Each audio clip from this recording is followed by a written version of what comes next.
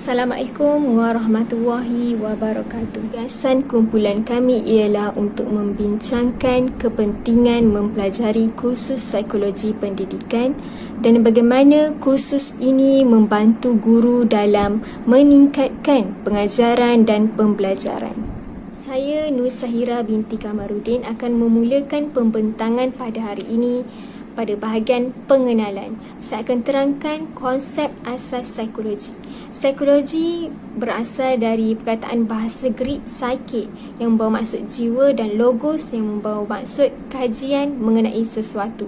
Psikologi ialah satu kajian saintifik mengenai tingkah laku manusia dan proses mental mengenai sesuatu yang memberi kesan kepada jiwa seseorang.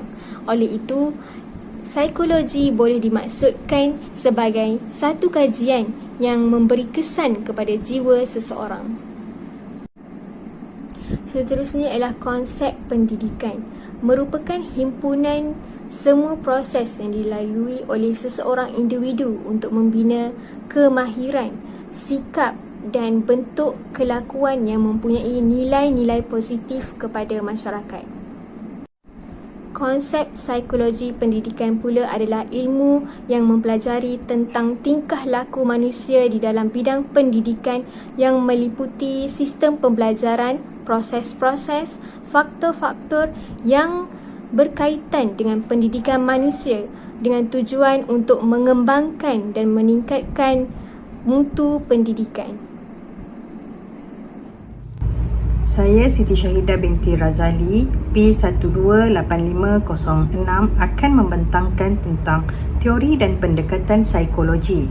Teori yang pertama ialah teori perkembangan kognitif Jean Piaget, iaitu proses pemikiran manusia berubah daripada peringkat lahir hingga ke peringkat kematangan. Setiap orang ni sentiasa berubah memahami dunia yang mereka sedang hadapi. Faktor-faktor yang mempengaruhi perkembangan manusia adalah berdasarkan genetik, aktiviti dan pemerhatian. Implikasi daripada teori ini, guru-guru mestilah memahami pemikiran murid dan perlu menyesuaikan kaedah pengajaran, tahap penguasaan dan keupayaan murid.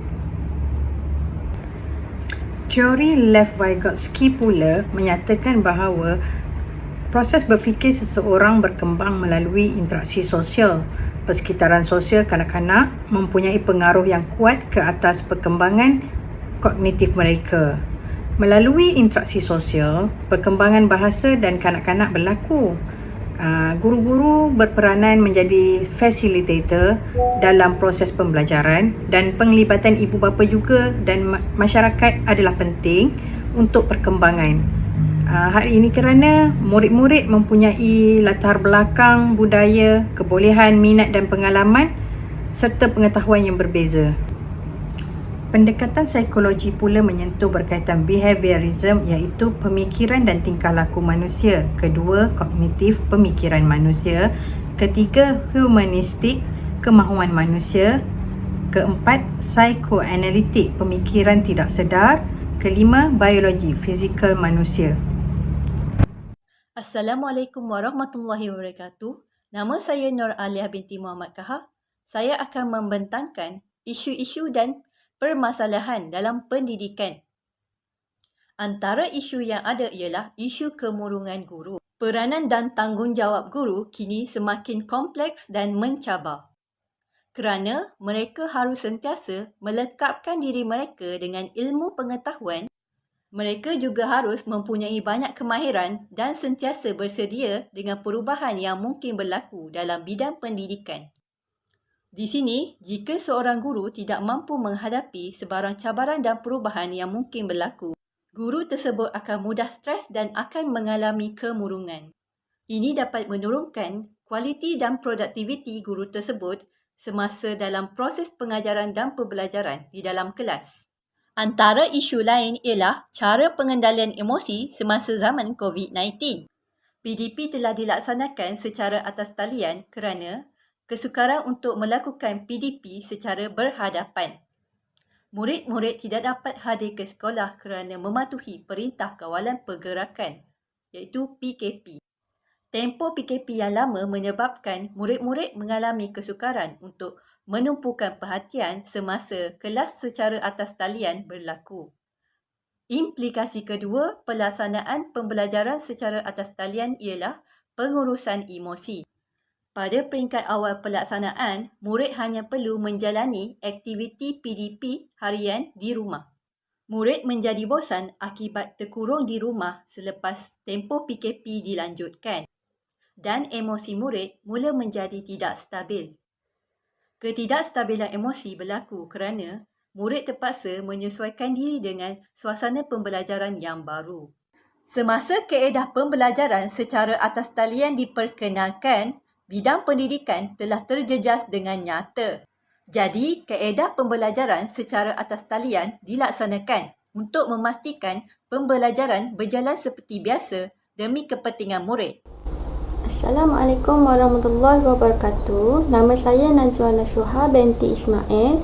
Nombor pelajar P128587.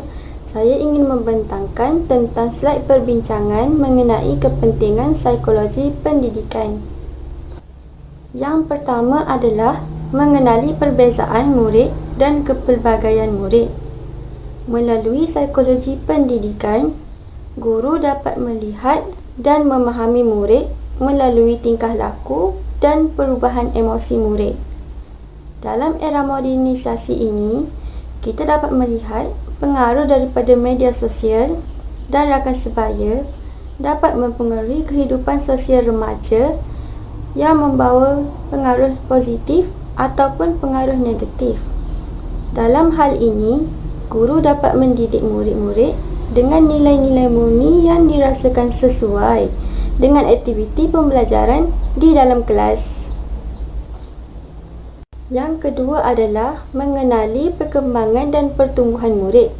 Melalui poin pertama tadi iaitu perbezaan dan kepelbagaian murid, guru dapat menilai kebolehan berfikir setiap murid dan kadar kefahaman mereka di dalam kelas. Disebabkan karakteristik murid yang pelbagai, guru perlulah mendalami dan mendidik murid dengan cara yang sesuai dengan murid dan melibatkan semua murid di dalam kelas. Guru juga dapat memahami murid-murid yang mempunyai cara berfikir yang tersendiri. Perkembangan setiap murid adalah berbeza disebabkan oleh karakter mereka yang berbeza dari segi jasmani, rohani, emosi dan intelek serta keupayaan psikomotor mereka dalam menyelesaikan masalah. Hal ini dapat membantu guru lebih mengenali murid dari segi perkembangan dan pertumbuhan mereka. Yang ketiga adalah penglibatan murid dalam proses pembelajaran dan mengurus strategi pembelajaran. Apabila guru dapat memahami dan mengenali murid, guru dapat mengurus strategi pembelajaran yang berkesan melalui penilaian guru dari segi perbezaan dan keperluan murid. Di samping itu, guru juga dapat memberikan pendidikan yang berkualiti kepada murid-murid dalam pelajaran. Guru dapat fokus kepada strategi pembelajaran melalui kognitif dan tingkah laku. Melalui aktiviti PAK 21, aktiviti yang dijalankan di dalam kelas ini dapat membantu murid untuk lebih mengembangkan daya fikiran dan tingkah laku yang positif. Peranan pertama, kursus psikologi pendidikan membantu guru menyelami masalah yang dihadapi murid. Peranan kedua, kursus psikologi pendidikan ialah membantu guru dalam merancang pengajaran dan pembelajaran kerana guru dapat kenal pasti tahap penguasaan murid, iaitu tahap penguasaan bagi murid lemah dan murid yang baik penguasaannya. Guru dapat menyampaikan pengajaran mengikut keupayaan murid. Guru boleh menggunakan kaedah dan teknik mengajar yang bersesuaian dengan tahap penguasaan murid mereka. Jadi hasil dengan pendekatan kaedah dan teknik yang betul, teknik pengajaran yang betul, guru dapat mengawal bilik darjah dan proses pengajaran dan pembelajaran yang efektif akan berlaku dalam bilik darjah tersebut. Peranan terakhir kursus psikologi pendidikan kepada guru-guru ialah guru dapat mengurus dan mengawal murid-murid di dalam kelas. Guru-guru perlu bijak dan cekap dalam menangani kerana murid-murid yang mempunyai pelbagai latar belakang dan karakter. Selain itu, terdapat juga perbezaan dari aspek perkembangan pelajar dan pertumbuhan pelajar. Dengan cara itu, dengan mempelajari psikologi pendidikan, guru-guru dapat meramal tingkah laku murid, perkara yang tidak digemari murid dan perkara yang boleh menarik minat murid. Jadi, perkara-perkara ini membantu guru untuk mengawal kelas. Assalamualaikum. Jadi saya akan memberikan penerangan berkenaan implikasi tidak mendalami psikologi dalam pendidikan. Ada 3 perkara utama yang dinyatakan. Yang pertama ialah tidak jujur dalam belajar. Murid-murid lebih berleluasa untuk menipu dan meniru di dalam kelas.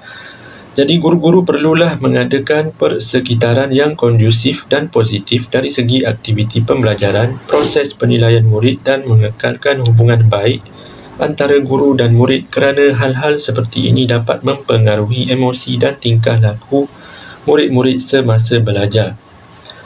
Suasana pembelajaran yang kondusif juga dapat membolehkan proses mengajar berjalan dengan berjaya dan berkesan. Yang kedua ialah bebanan tugas guru. Tugas guru akan bertambah untuk memberikan yang terbaik untuk pelajar. Jadi guru yang terpaksa memikul lambakan tugas yang semakin bertambah. Keadaan ini memaksa guru itu untuk melakukan bidang tugas di luar keupayaan mereka. Dengan itu, tanggungjawab dan tugas guru yang semakin mencabar telah memberikan tekanan stres secara tidak langsung. Stres dalam kalangan guru didefinisikan sebagai perasaan tidak selesa, emosi negatif, tekanan serta kekecewaan yang berpunca daripada aspek kerja mereka. Realiti dunia pendidikan semasa menyebabkan hampir semua yang bergelar seorang guru perlu berhadapan dengan situasi ini. Jadi guru yang tidak dapat mengawal emosi mereka terhadap perubahan budaya pendidikan akan mengalami stres. Tekanan emosi yang dialami oleh guru ini sekiranya tidak dapat dikawal akan memberikan kesan terhadap persekitaran kerja mereka. Yang ketiga ialah kemurungan guru. Kegagalan untuk mengawal tekanan kerja dapat mendorong kepada stres. Jadi masalah kemurungan dalam kalangan guru adalah cukup serius. Perkara ini berlaku akibat bebanan kerja yang semakin meningkat, terutamanya apabila perlu mengendalikan kelas yang mempunyai sehingga 60 murid. Belum lagi ditambah dengan faktor lain seperti masalah kewangan, masalah peribadi serta tekanan daripada pihak ibu bapa. Jika cabaran ini tidak ditangani, maka berlakulah kes kemurungan dan perkara ini adalah cukup serius. Assalamualaikum. Saya Nik Ahmad Faris akan membentangkan tentang cadangan memantapkan psikologi pendidikan. Antaranya ialah peranan guru. Contohnya peranan guru kaunseling di sekolah. Dalam praktik kaunseling, seorang kaunselor harus mengetahui latar belakang remaja dan bersedia untuk menjalankan sesi kaunseling dengan jujur dan bertanggungjawab. Selain itu, guru kaunselor harus memahami mengenai karakter remaja dalam memberi pendapat. Pengenalan kepada intervensi kaunseling yang berasaskan pendekatan spiritualiti dan keagamaan adalah tepat pada masanya, kerana ia akan menjadi suatu pendekatan alternatif dalam menangani isu kemerosotan kerohanian yang jika tidak ditangani dengan bijak, berkemungkinan akan membawa kepada kemiskinan psikologi dan kemiskinan akidah. Antara cadangan untuk membantu dalam pembelajaran ialah dari segi peranan pihak pentadbir sekolah. Pihak sekolah perlu mengambil peranan ke atas membentuk guru yang berilmu pengetahuan dan mengenali kepelbagaian murid dan juga seterusnya. Usaha ini dapat membantu pihak sekolah dalam mencapai matlamat. Di samping itu, pentadbir sekolah juga perlu cakna dengan cadangan dan input yang diberikan oleh guru-guru selepas sesi nasihat dan kaunseling dijalankan untuk meningkatkan lagi kualiti dan kaedah penyampaian program. Untuk membantu dalam pengajaran, Kementerian Pelajaran Malaysia juga harus menjadi peranan yang penting untuk membantu guru-guru dan murid-murid sekolah untuk mengurangkan tekanan emosi di sekolah. Hal ini kerana jika guru tidak mempunyai pendidikan psikologi yang mantap, pendekatan yang dibuat oleh guru untuk mendidik murid-murid mungkin tidak akan berkesan kerana murid-murid kehilangan fokus dan minat untuk belajar. Pihak KPM haruslah menyediakan satu program untuk dilaksanakan pada peringkat sekolah yang berfokuskan kepada kesihatan. Apa yang kita dapat rumuskan di sini adalah kursus psikologi pendidikan amat penting kepada guru-guru untuk membantu guru-guru meningkatkan pengajaran dan pembelajaran. Guru-guru seharusnya mempunyai pengetahuan tentang psikologi pendidikan agar dapat mengajar dengan menggunakan kaedah yang terbaik dan mengurangkan kegagalan dalam menyampaikan pengajaran kepada murid-murid. Karakter murid yang berkualiti akan dapat dihasilkan dengan keberkesanan pengajaran yang disampaikan oleh guru-guru. Falsafah pendidikan kebangsaan akan dapat direalisasikan dan memenuhi hasrat negara untuk melahirkan modal insan selaras dengan aspirasi negara.